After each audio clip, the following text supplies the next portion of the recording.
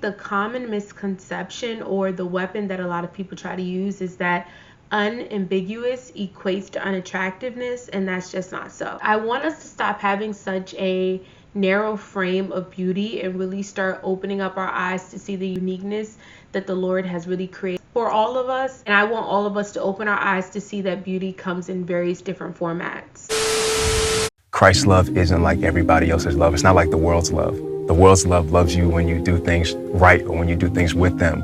But as soon as you make a mistake, they take that love away. But what I've experienced with the love of Christ is that it loves first. It loves through wrongdoing. It loves when you shouldn't be loved anymore. It's unconditional. And that's the love that I believe is going to change the world and has changed me. Hey, what's up, y'all? It's Micaiah. I'm back and I'm black and I'm back and I'm black and I'm back and I'm black and I'm back and I'm black.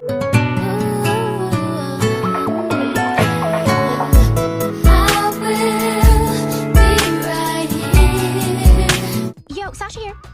Excuse me?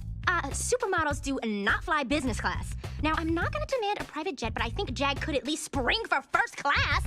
Today, I am bringing you all another video because I'm constantly watching this discourse on the YouTube commentary space. And I think the common misconception or the weapon that a lot of people try to use is that unambiguous equates to unattractiveness, and that's just not so. So we're gonna dive all up in that because we do have a problem, and I think this is an important topic to discuss because I constantly keep hearing it within the YouTube commentary space.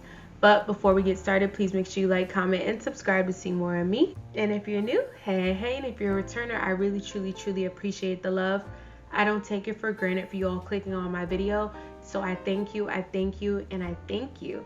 And for all who are new, you should know I do an array of topics. I am extremely diverse. I do nostalgic topics, I do more nerdy topics, and I do more conscious topics. And I dibble and dabble within vlogs. And my good sis Imani gave me the recommendation of creating my different conversations within playlists. So if you want to easily navigate that to your interest, then you can most definitely check out my playlist. And if you get the chance, please check out my social media platforms down within the description box. So without further ado, let's get into the video. This assertion profoundly examines the intersection of language, bias, and standards of beauty. By definition, the term unambiguous refers to something that is clear and not subject to interpretation. In discussions regarding individuals, it is frequently applied to characteristics or appearance, indicating traits that society distinctively associates with a specific racial or ethnic identity. Rather than being regarded as an impartial description, the term unambiguous has been distorted into a pejorative label. Individuals frequently link it as less favorable characteristics due to Eurocentric beauty. And let's be honest, this is also due to a lot of internal standards that we have and that we've created for centuries attributed that are closer to whiteness, such as straighter hair, narrower noses, and lighter skin, have been prompted as desirable. Conversely, any deviation, including broader features, darker skin, and tightly coiled hair, has been considered less appealing. Colorism and featureism in Black and brown communities often use the term unambiguous as a euphemism for darker skin tones and more pronounced non-Eurocentric features. Rather than embracing these attributes, individuals tend to depict them as contrary to conventional beauty standards. Language as a disguise referring to someone as quote-unquote unambiguously Black or unambiguous in their features is occasionally employed to mitigate the underlying prejudice. It implies that they are neither exotic, nor mixed, nor Eurocentric, and thus, though society's distorted perspective, not considered beautiful. It suggests that a clear and natural identity is deemed unattractive unless it is tempered by ambiguity. This perspective diminishes beauty found in strong and distinct features, which should not require dilution or blending to be appreciated. It perpetuates a hierarchy that equates ambiguity with beauty while viewing clarity as inferior, a notion that embodies internalized racism and colorism. Clarity should not equate to negativity. It ought to signify authenticity, depth, an undeniable presence. When an individual expresses unambiguous identity, it should be interpreted as a celebration, characteristics that embody history, culture, and resilience without the necessity of being quote-unquote justified. The link of unambiguous to unattractiveness is rooted in Eurocentric beauty ideals and colorist beliefs. In reality, unambiguous beauty is a force to be reckoned with. It encapsulates clarity, heritage, and confidence in its most genuine form. Yes, Black women want to live through ambiguous women all the time. So sad. It's super sad. And this is why I have my channel, because I want Black women to feel completely in love with their locks, their beautiful 4-type hair, their chocolate skin, their brown skin. The fact that you are just beautifully and wonderfully African Black. That's gorgeous. That is beautiful. That is unique, right? But we're constantly trying to grapple and hold on to biracial people to feel validated. I hate, y'all don't understand how bad I hate when a celebrity comes out, a celebrity man of any race comes out, and they're dating a biracial woman, and all the women are like, "Oh, he got a sister. Oh, he like Black women." Nah, it just don't work like that. You're not going to get the same opportunities that this biracial woman is getting, or just because she get it on me, you're going to get it. It's not the same thing, babe.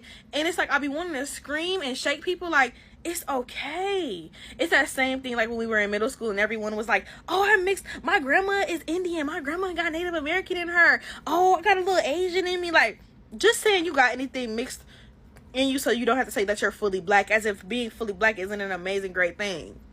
As if we don't start everything. As if we ain't popping. As if our skin ain't glowing in the sun. You know what I'm saying? As if we not really the ones that want to be. But anyway, that's not the point. The point is that we're constantly like crying for everyone to be Black that we remotely like in order to feel validated.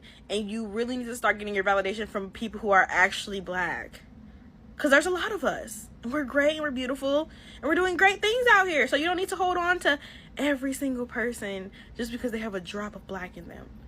It's okay. You're gonna be all right. So I just checked in the airport, right? Asked TSA, all that. This guy said I was very pretty. Great, whatever. But wait to this. He was like, "Where are you from?" I'm like, "Initially, Indiana." He was like, "No, like, where are you like from?" I was like, "Ethnicity? Like, nationality-wise?" He's like, "Yeah." And I'm like, "I'm Black." Like, I'm from America. I've had this comment before, and it's like, I know he didn't mean being by it. It just gives, you need to be like something to be this pretty. And I was like, "Nah, I'm Black. Like, I'm Black. He's like, "Where's your family from?" I was like, "Here." Like, I'm Black with an E, Black. So, I don't know. We gotta stop doing that, guys. Like, if there's something unconventional about someone Black, maybe it's just because we're not a monolith and we all don't look and sound the same. I don't know. It's not a bad thing. It's just kind of like, do I need to be something else to be pretty? No. Answer is no. I have a really good friend who's Ethiopian, and she was telling me about her experience and how she's perceived when it comes to her looks. And she didn't understand the concept of exoticism, because people are always telling her like, "Oh, you look so exotic, you're so pretty," asking her if she was from this place and that place. And she was like, I never understood the fascination with my looks. And she's not insecure. She knows that she's beautiful. But she said to me, like, "Does anyone ever call you that? Have you ever been called exotic? Because to me, you look exotic." And I was like, no. And when most people describe a Black person as exotic, they usually are lighter skinned, they have a looser hair texture, and if they're dark skinned, they usually have features that most people don't associate with being Black, as in a straight nose, a small nose, almond shaped eyes, looser hair textures, whatever, you name it. The definition of exotic is different, strange, or unusual. I think fetishizing exoticism really hurts us, and Black women especially, ultimately, because it just creates a bigger space to further marginalize and ignore the beauty of the quote-unquote average Black woman. The phrase exotic is subjective in general, but people have their own preconceived notion of what it looks like. There are so many African American Black women that I think are just the most beautiful beings I've ever seen. Jill Scott being a great example. And obviously what I'm describing falls into a bigger bucket called featureism that I think is not talked about enough. But it's disorienting, and sometimes I feel alone in my experience because I hear and see people say that, "Oh my gosh, dark-skinned women are so fine." But then it's always, not you though. And that's because I don't fit into the exotic mold that a lot of people have for dark-skinned women. I think a lot of people have a lot of work to do to decolonize their idea of what beauty is. I think the average black woman is just so gorgeous and beautiful. And yeah, I think we have a long way to go when it comes to representation in media for black women who just look black. That's it. That's how Sue sees it.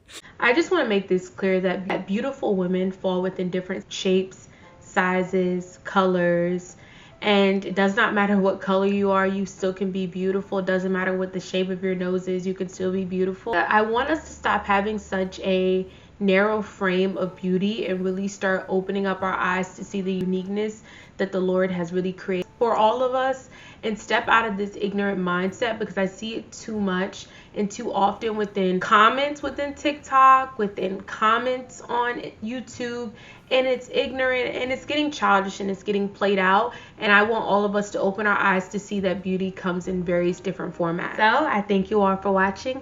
Please make sure you like, comment, and subscribe if you enjoyed. Please leave your thoughts and perspectives down within the comment section. Do you agree? Do you disagree? I am open to all conversations. However, we must be respectful down within the comment section. And I want you all to remember that you are loved by the God who created the universe. He made you for such a special purpose. You are unique. There's no mistake about you. You are fearfully and wonderfully made. So even within these dark times and these end times that we're walking towards, please make sure that you continue to lean on Him. So I thank you all so much for checking this video out, and I'll check you all out in the next video. Stay blessed, everyone.